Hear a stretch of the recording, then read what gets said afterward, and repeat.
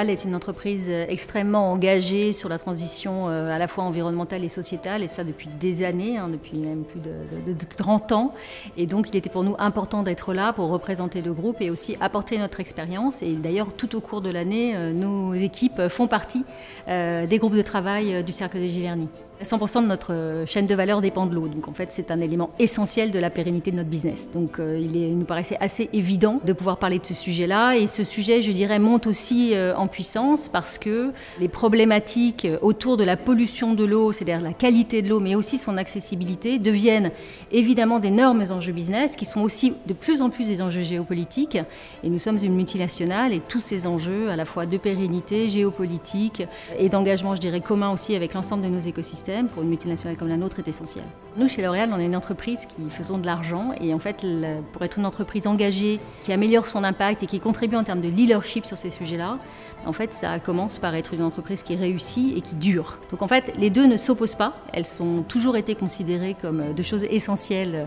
c'est-à-dire qu'on doit être profitable et on doit en même temps être vraiment amené à un leadership en matière de transformation environnementale et sociale. Et ça a été vraiment là-dessus les bases de nos programmes. On a un programme qui s'appelle L'Oréal for the Future, ou L'Oréal pour le futur en français dans le texte, qui engage l'ensemble de nos collaborateurs, de nos écosystèmes dans cette transformation. Donc pour nous, les deux ne s'opposent pas, et donc les entreprises ne doivent pas du tout le voir comme une source d'opposition, mais au contraire comme une source d'opportunité et surtout d'innovation.